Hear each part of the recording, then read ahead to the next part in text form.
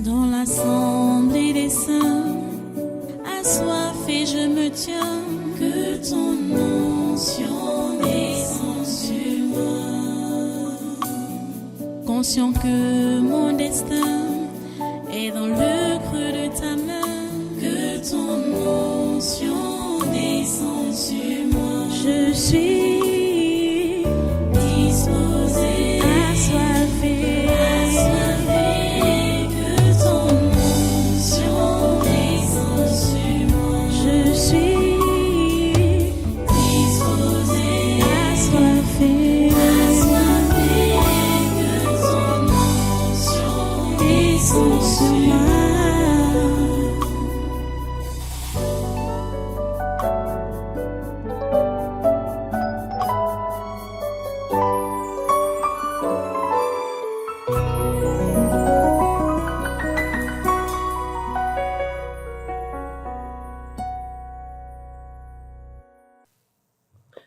Alléluia. Voilà, prendre dans Genèse 41, comme j'ai dit. Genèse 41. On va lire seulement 2 versets aujourd'hui pour commencer.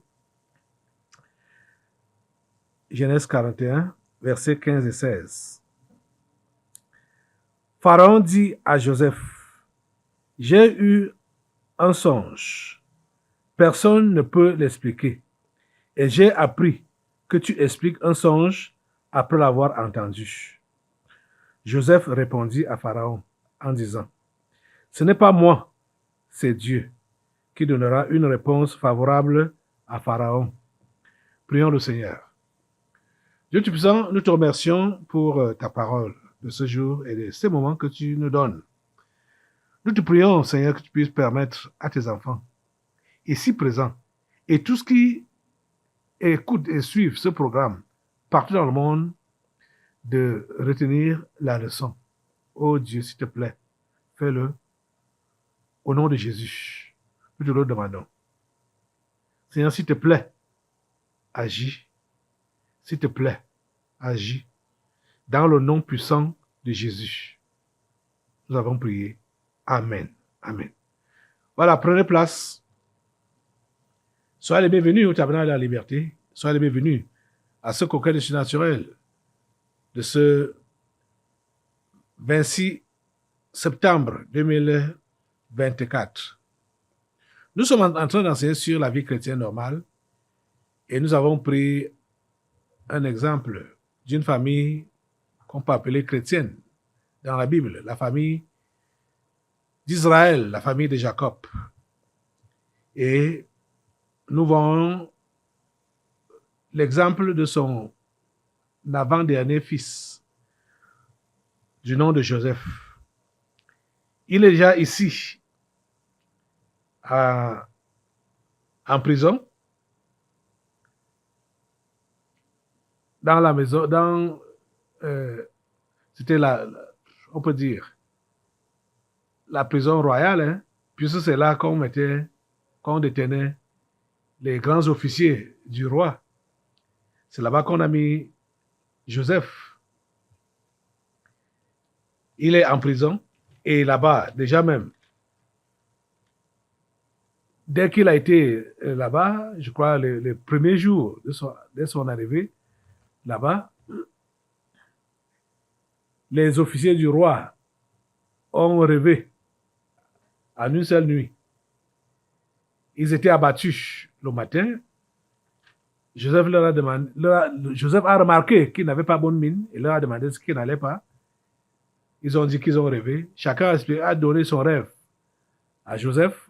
Joseph a donné l'explication.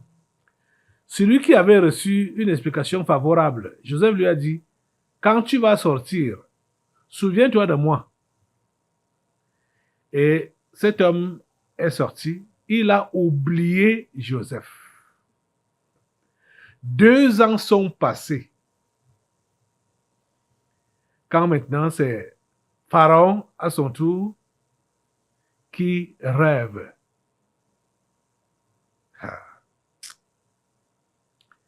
Et c'est là donc qu'il se rappelle qu'il y avait un prisonnier, un Hébreu, qui lui a donné une explication favorable à son rêve.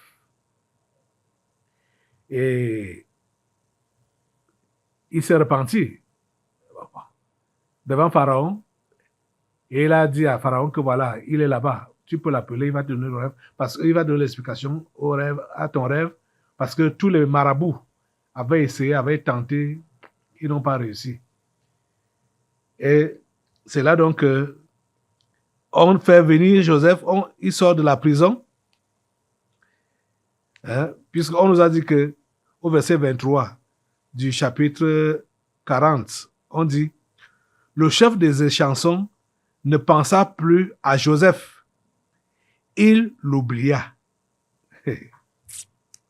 Il l'oublia.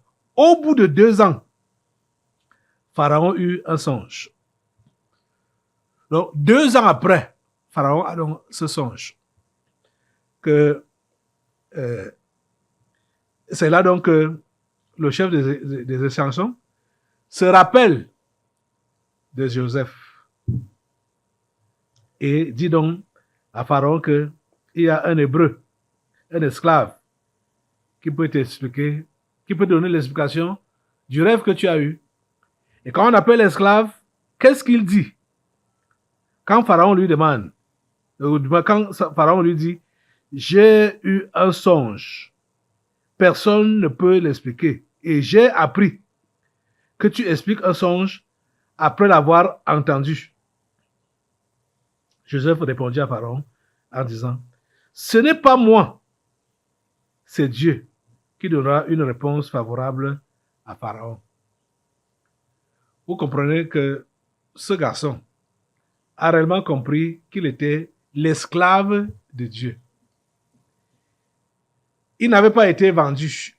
Il a compris qu'il n'a pas été vendu par ses frères à cause de la méchanceté de ses frères, mais il a été vendu comme esclave pour l'accomplissement du plan de Dieu.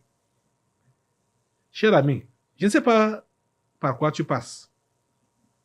Si tu es enfant de Dieu, véritable, je dis enfant de Dieu, véritable, et que tu mènes une vie chrétienne normale, il faut savoir que tout ce qui peut t'arriver entre dans le plan parfait de Dieu dans ta vie. Ça peut être des circonstances désagréables, mais ça entre dans le plan parfait de Dieu dans ta vie. C'est Dieu qui a permis que cela soit ainsi, et Dieu saura comment dénouer cette situation-là. Quand on appelle Joseph, et on veut lui donner les points, comme on parle ici au Cameroun, que j'ai appris que tu expliques les songes, dès que tu entends, tu donnes l'explication. Je ne connais rien, ce n'est pas moi, c'est Dieu. Il savait qu'il était l'instrument de Dieu. Es-tu enfant de Dieu? Es-tu son esclave? Sais-tu que tu es donc son instrument? Sais-tu que tu es son instrument? C'est lui qui te manipule, comme je disais l'autre jour. C'est lui qui te manipule. Comme ce bic est manipulé par l'utilisateur. C'est Dieu qui... Si tu es son instrument, son esclave, c'est lui qui te manipule. Et ce n'est pas moi. C'est Dieu qui donnera une réponse favorable à Pharaon. Et c'était la pure vérité. Puisqu'en fait, ce n'est pas Joseph qui a inspiré le songe à Pharaon. Ce n'est pas Joseph qui avait donné le songe à Pharaon. Non. C'est Dieu qui avait donné le songe à Pharaon. Il a donné le songe à Pharaon. Pourquoi? Parce que Pharaon était le roi. C'était lui le roi. C'était lui qui dirigeait le peuple égyptien. Et c'est à lui que Dieu a montré des choses sous forme parabolique.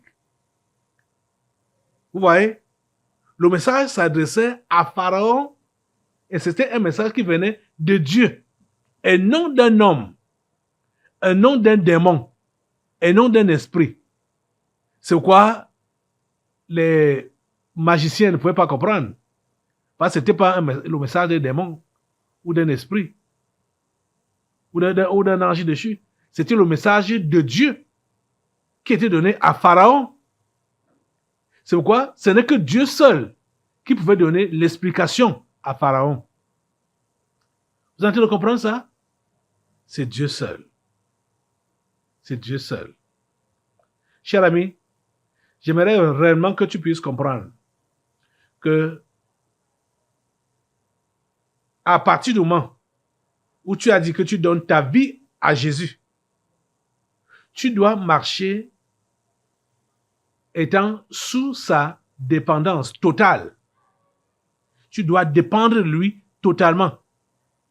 Et savoir donc que tout ce qui peut t'arriver, Dieu est au contrôle, c'est sous son contrôle. Ne te gêne pas, ne te lamente pas. Ne te lamente pas. Vous voyez? Même l'oubli du chef des chansons, cet oubli-là, c'était orchestré par Dieu. Parce que le temps n'était pas encore favorable. C'est quoi le chef des chansons a oublié Joseph. Hein? Oh mon Dieu. Il y a certaines choses qui nous arrivent. On pense vraiment que les gens sont méchants envers nous, les gens ne sont pas reconnaissants, les gens ne veulent pas de nous, ne veulent pas nous voir, ne veulent pas nous sentir. Hein? Sans savoir que c'est Dieu qui dirige tout. En ce qui nous concerne, nous, ses enfants, c'est Dieu qui dirige tout. Donc, il fallait une occasion comme celle-ci pour que le chef des chansons puisse donc penser à Joseph. Il a oublié parce que le moment n'était pas encore là. Je ne sais pas, cher ami, ce que tu expérimentes. Et tu penses que tu es déjà oublié, soit par Dieu, il y a certains qui osent même, et pensent que c'est Dieu qui les a oubliés, soit par Dieu, soit par les hommes, ou par la vie. Tu penses que tu es oublié, soit par tes patrons, par ta famille, par tes amis, tu penses que tu es oublié. Si tu es enfant de Dieu, tu dois comprendre que le temps n'est pas encore arrivé. Le moment n'est pas encore favorable pour que ces gens-là puissent penser à toi. Parce que ils ne peuvent penser à toi que quand Dieu a déjà fait son travail, de façon qu'on puisse savoir que maintenant, c'est ton temps d'intervenir.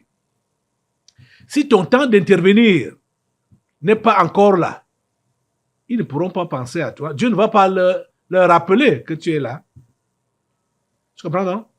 Donc, ne t'en fais pas. Ne t'agite pas.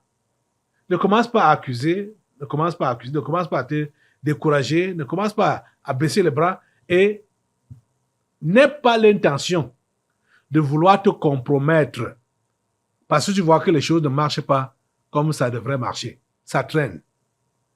Et il y a donc des propositions qui viennent, à gauche, à droite, pour te faire sortir des voies de Dieu, pour que tu puisses te compromettre.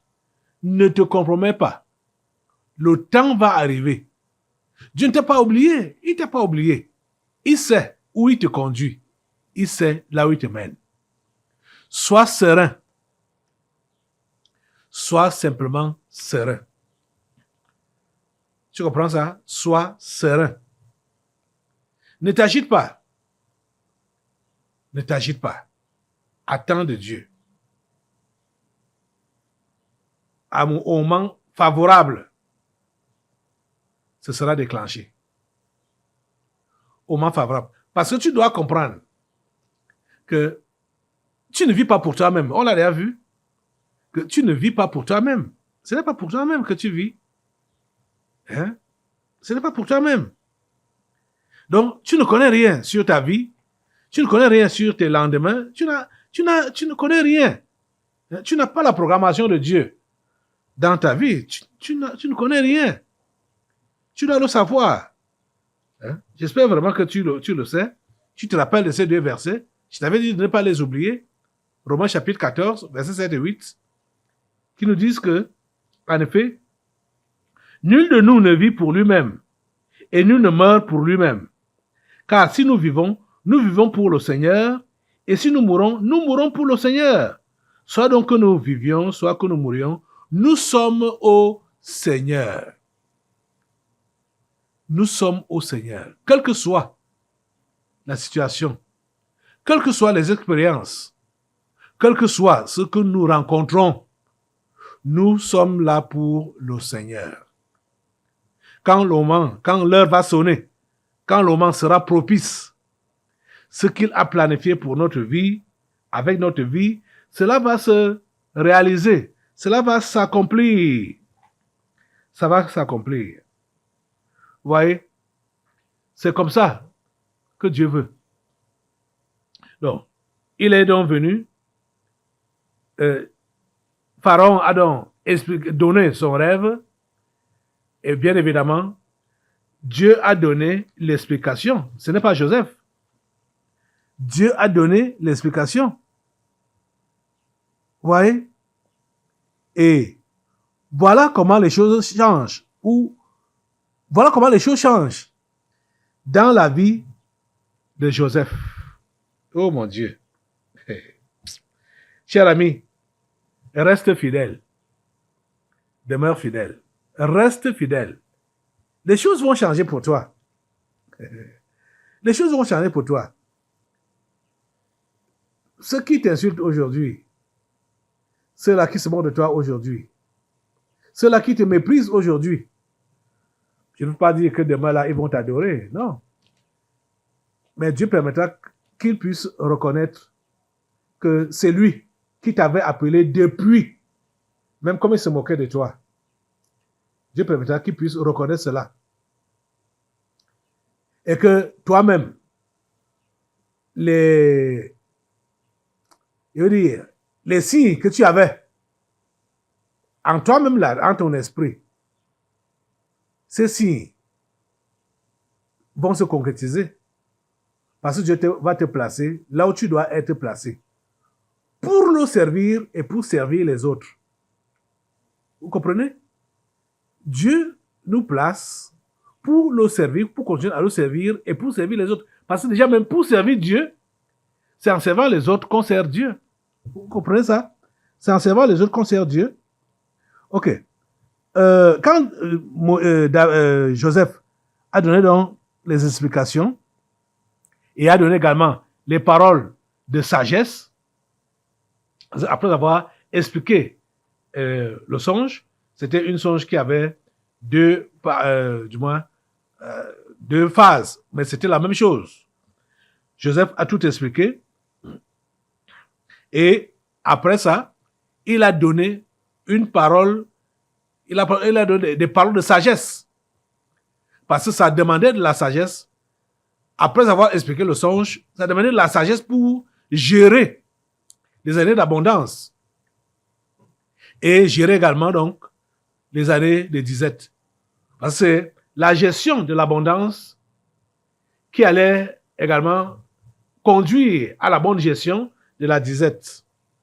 Et Joseph a donné des explications. Et voilà, on nous dit au verset 37 de Genèse 41 là, quand Joseph a donc donné les paroles de sagesse, dit comment les choses devaient être faites. Verset 37 nous dit, ces paroles plurent à Pharaon et à tous ses serviteurs. Et Pharaon dit à ses serviteurs, trouverions-nous un homme comme celui-ci ayant en lui l'Esprit de Dieu? Qu'est-ce qui a fait à ce que Joseph puisse trouver l'explication de ce songe? C'était l'Esprit de Dieu. Voilà ça que le Pharaon reconnaît. Donc quand Joseph lui disait que ce n'est pas moi, c'est Dieu. C'était, on peut dire, une parole évangélique, une bonne nouvelle. Pharaon a cru en cela.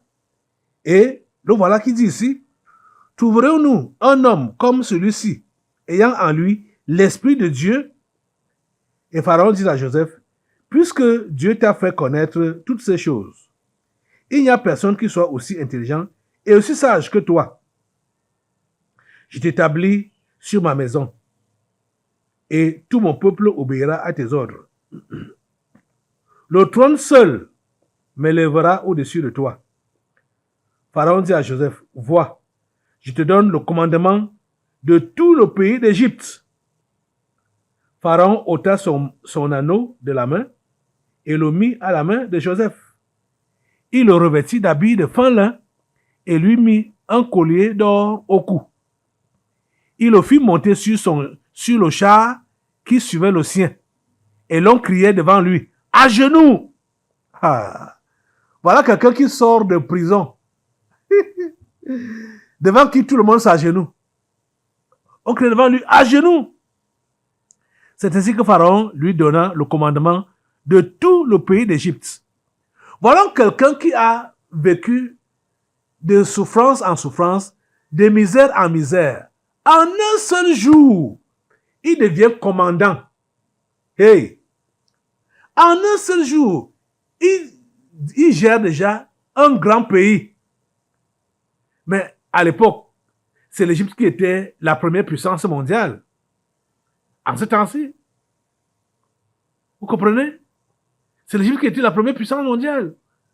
Et voilà un prisonnier, un enfant qui a été rejeté par sa famille, ses frères, même sa famille l'avait rejeté, n'avait pas confiance en lui et le jalousait même, ne voulait pas que ce qu'il avait rêvé puisse se réaliser. Voilà, en un seul instant, ce garçon est propulsé au devant de la scène. Il avait 30 ans. Remarquez que de toute sa jeunesse, depuis sa naissance jusqu'à 17 ans, c'est un garçon qui n'était pas accueilli dans la famille. Je veux dire bien accueilli au sein de sa famille. Parce que ses frères aînés étaient des jaloux. Ne voulaient pas entendre parler de lui. Et surtout de ses rêves. Donc, il a grandi comme un rejeté, un exclu de la famille. À 17 ans, le voilà qui est jeté en prison. Il est jeté en prison à 17 ans. Et donc, vous voyez, il a passé de tribulation en tribulation, de misère en misère, de difficulté en difficulté. 13 ans de souffrance, 13 ans de misère accrue, sans parler de 17 ans de rejet au niveau de la famille. Donc, cet enfant pouvait développer ce que la plupart d'entre vous développez, c'est-à-dire vous vous renfermez en vous-même parce que vous estimez qu'on vous a rejeté, la société vous a rejeté, même quand vous avez dit que vous avez cru à l'église, les frères et les sœurs en Christ vous ont rejeté, vous êtes de votre côté, on ne vous regarde pas, on ne vous estime pas. Ce garçon n'a pas expérimenté ça. Pourquoi? Parce qu'il connaissait son Dieu. Il connaissait son Dieu. Il faut que tu connaisses ton Dieu. Tu as cru en qui? Il connaissait son Dieu. C'est quoi? Lui prenait tout ce par quoi il passait là, il prenait ça comme les étapes de la vie, l'école. C'était pour lui l'école. C'était pour lui des leçons. Vous voyez? C'est là-dedans, dans ces difficultés, qu'il a appris à gérer avec l'Esprit de Dieu. Regardez quelqu'un qui sort de la prison, directement, est placé à la tête d'un grand pays. Mon Dieu. Pour diriger le grand pays, l'Égypte, d'alors. Vous vous rendez compte? Si ce n'était pas l'Esprit de Dieu, ce n'était pas une mission possible. C'était une mission impossible sans l'Esprit de Dieu. Vous voyez que l'Esprit de Dieu rend toutes choses possibles pour nous. L'Esprit de Dieu. Hein? Écoutez, la question de Pharaon au verset 38. Trouverions-nous un homme comme celui-ci, ayant en lui l'Esprit de Dieu? C'est l'Esprit de Dieu qui fait la différence. Vous comprenez ça? Pharaon a compris ça, que l'Esprit de Dieu fait la différence. Donc, vous voyez quelqu'un qui a passé ses 30 premières années dans la souffrance, dans la misère, mais parce qu'il avait l'Esprit de Dieu,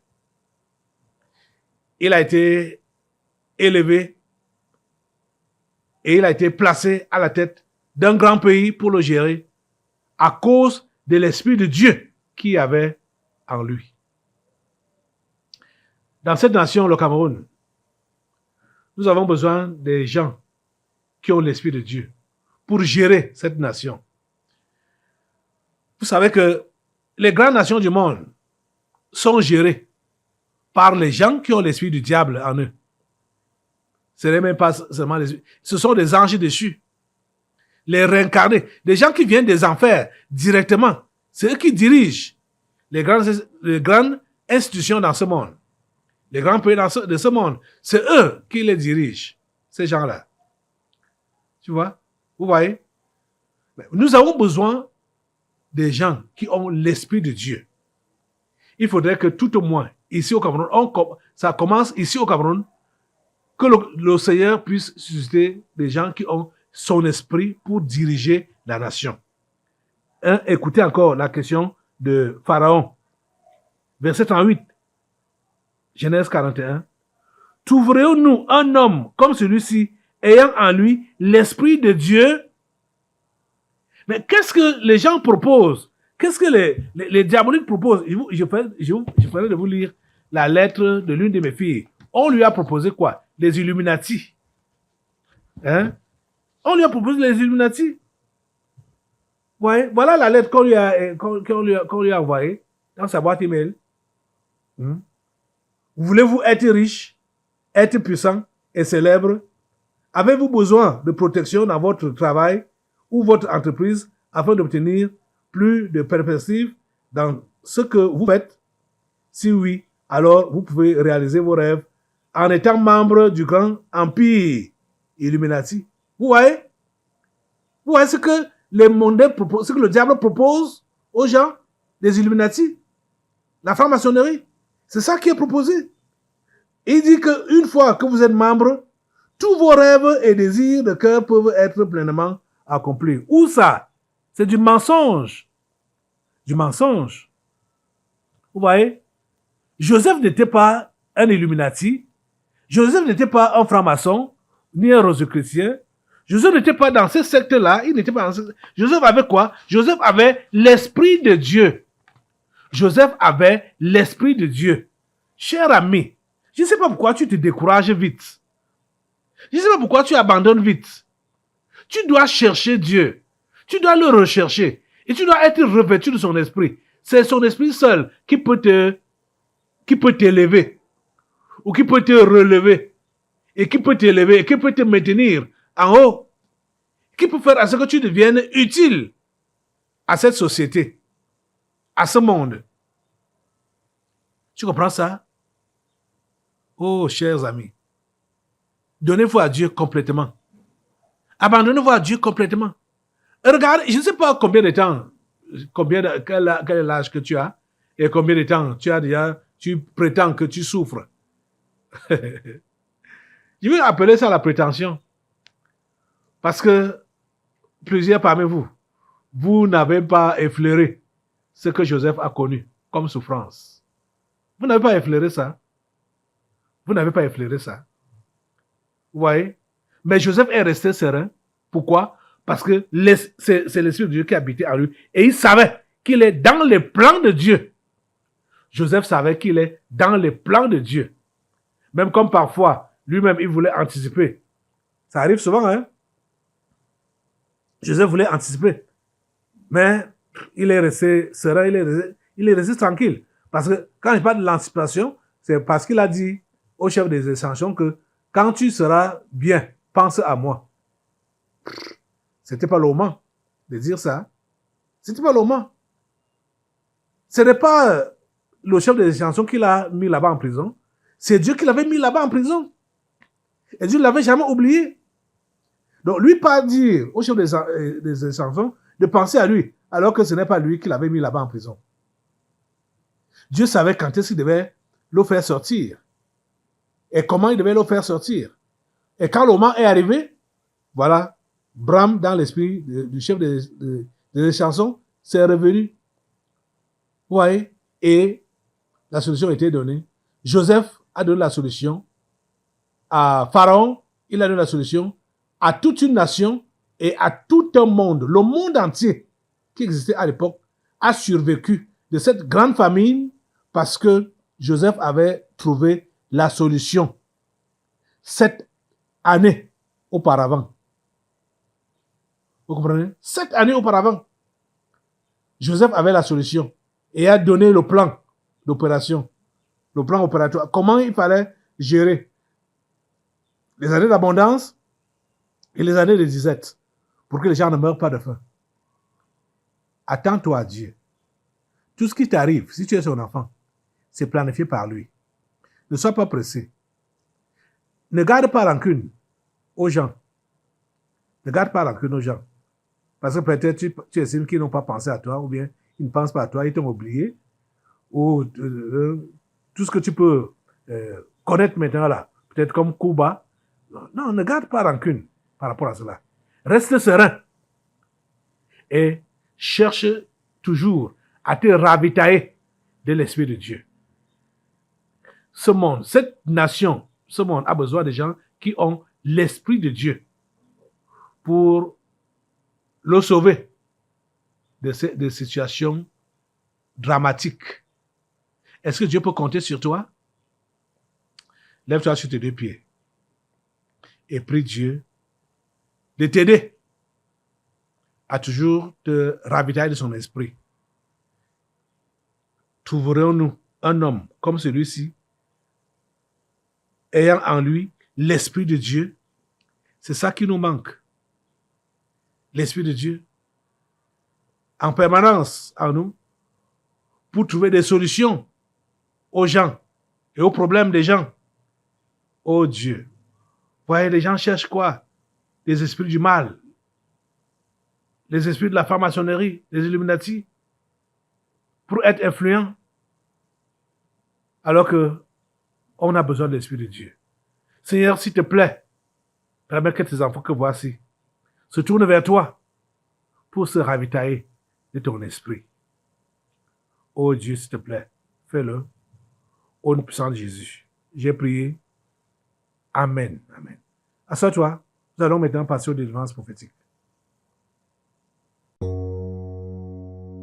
Dans l'assemblée des saints, assoiffé je me tiens, que ton onction descende sur moi.